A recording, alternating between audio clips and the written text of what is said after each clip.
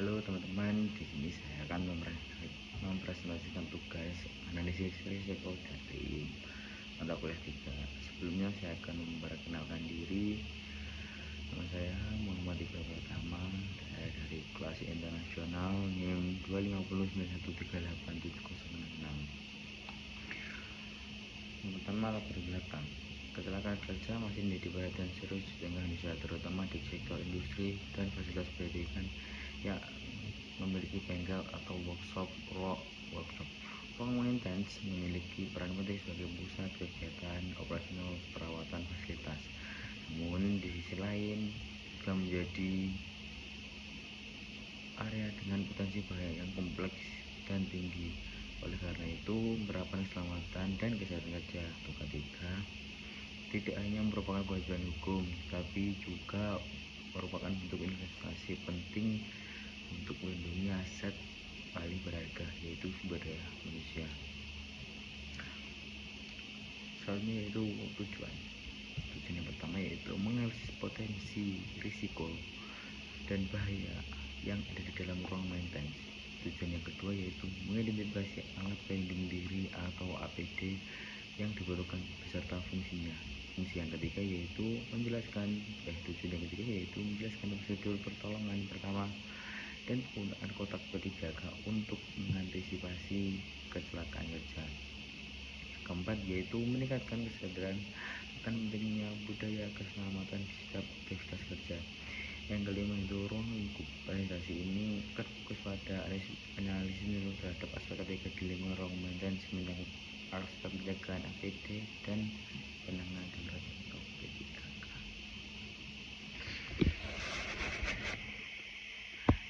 Yaitu saya akan tentang ruang maintenance. Itu definisi. Ruang maintenance adalah area khusus untuk perawatan, perbaikan, dan inspeksi terhadap peralatan mesin dan sistem. Yang kedua, aktivitas khas yang ada di ruang maintenance. Yang pertama yaitu perbaikan mesin elektrik dan mekanik. Yang kedua yaitu pengelasan, welding, dan pemotongan logam. Yang ketiga, pengecatan dan pekerja kimia. Yang kelima, penggantian suku logam. Yang ketiga yaitu menggambar ruang maintenance berisiko. Nah, yang pertama itu interaksi dengan energi berbahaya seperti listrik dan kinetik.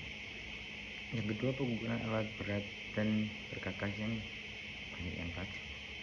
Yang keempat, paparan bahan kimia, debu, dan suara bising. Yang ketiga. Yang keempat, lingkungan yang dapat berpotensi licin. Soalnya saya akan menjelaskan tentang analisis risiko berdasarkan analisis yang saya lakukan. Saya membagi 3 yaitu dari jenis bahaya, sumber bahaya, dan tingkat risiko. Yang pertama listrik. Sumber bahaya kabel terbuka, panel listrik atau dan peralatan listrik. Tingkat bahaya yaitu tinggi. Yang kedua jenis bahaya mekanik, mesin berputar, gerinda, bagian yang bergerak. Tingkat bahaya yaitu tinggi. Yang ketiga yaitu bahan kimia, oli, pelumas, thinner, aeros, dan lain-lainnya. Tingkat bahaya tinggi dari sedang hingga sampai tinggi tergantung dari bahaya yang ada di tempat tersebut. Yaitu fisik. Sumber bahaya, suara bising, suara ekstrim, permukaan licin. Tingkat bahaya itu sedang. Yang kelima yaitu ergonomi, mengangkat beban berat dan mengangkat posisi dengan yang beban yang tidak pas.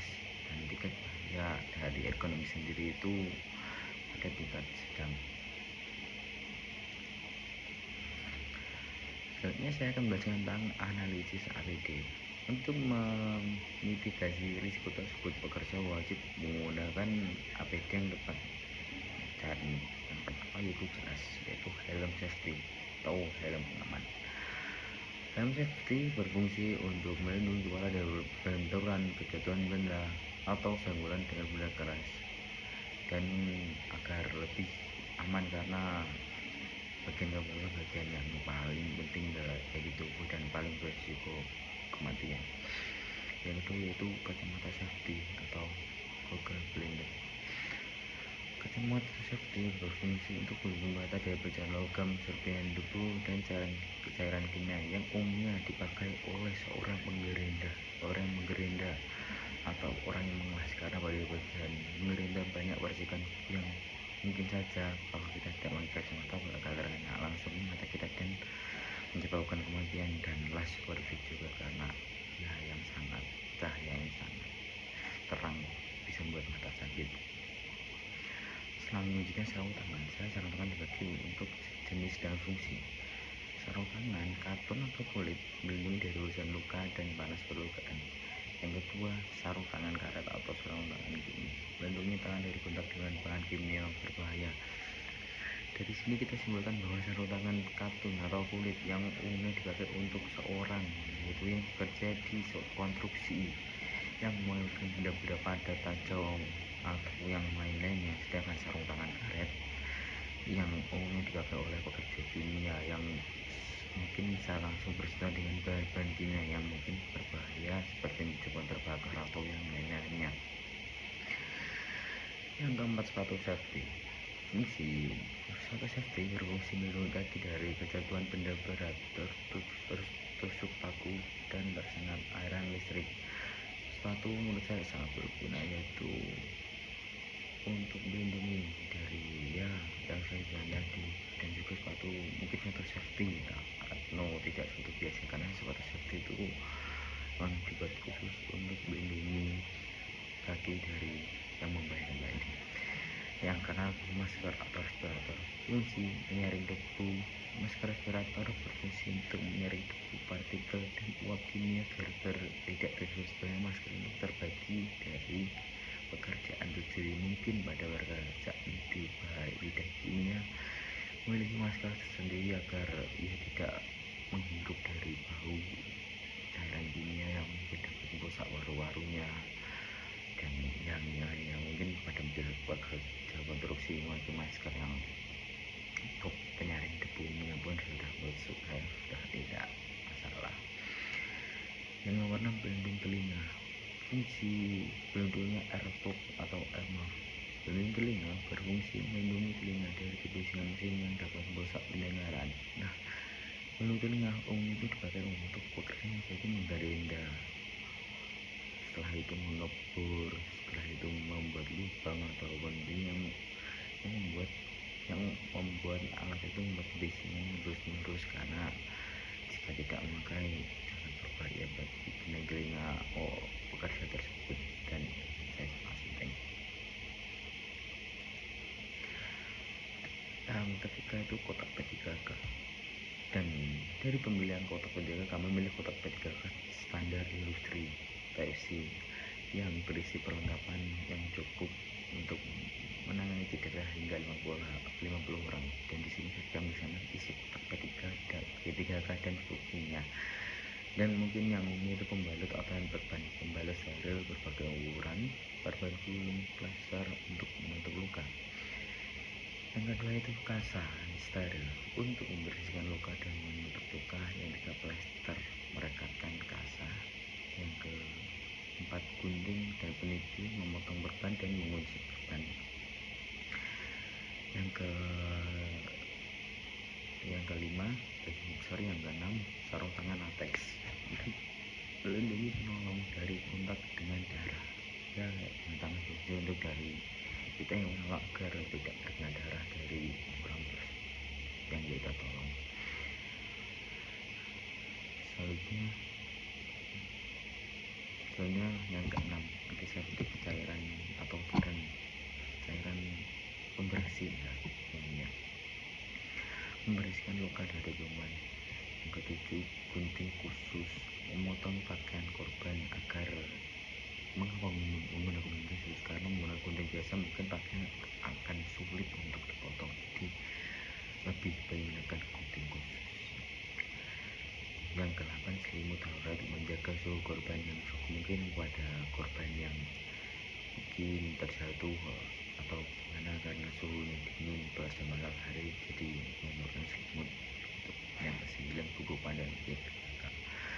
Buku panduan P3K sangat penting karena menunjukkan langkah demi langkah hal yang mungkin kita tidak ketahui untuk mengobati orang tersebut. Selanjutnya saya akan menjelaskan prosedur. Yang pertama, evaluasi.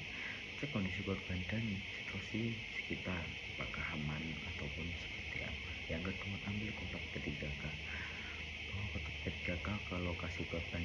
Yang ketiga, gunakan APD, pakai sarung tangan latex. Yang keempat, lakukan pertolongan. Ikuti panduan dari buku atau pelatihan. Gunakan alat yang sesuai, contoh asal steril untuk menekan luka berdarah. Yang kelima, cari bantuan. Minta bantuan rekan untuk menghubungi petugas P3K atau ambulans jika sangat diperlukan. Yang keenam, isi kembali dan melaporkan. Setelah gunakan, catat item yang digunakan dan segera lakukan pengisian ulang dan laporkan insiden kepada atasan. Selanjutnya, yang terakhir, penutup dan kesimpulan. Ruang maintenance merupakan area dengan tingkat risiko yang memerlukan perhatian khusus terhadap penerapan keselamatan dan kesehatan kerja. Melalui analisis risiko, berbagai potensi bahaya dapat diidentifikasi sehingga tindakan pencegahan dapat direncanakan secara efektif. Penggunaan alat pelindung diri atau APD yang tepat menjadi kewajiban, bukan sekadar pilihan bagi setiap individu yang memasuki ruang maintenance. Selain itu, pengetahuan mengenai prosedur pertolongan pertama dalam serta ketersediaan kontak P3K yang memadai sangat penting, serta ketersediaan kontak sangat penting karena dapat menyelamatkan nyawa dan meminimalkan cedera saat terjadi kecelakaan. Pada akhirnya, keselamatan merupakan tanggung jawab bersama yang harus dijaga dan diterapkan oleh seluruh pihak. Sekian presentasi dari saya, terima kasih.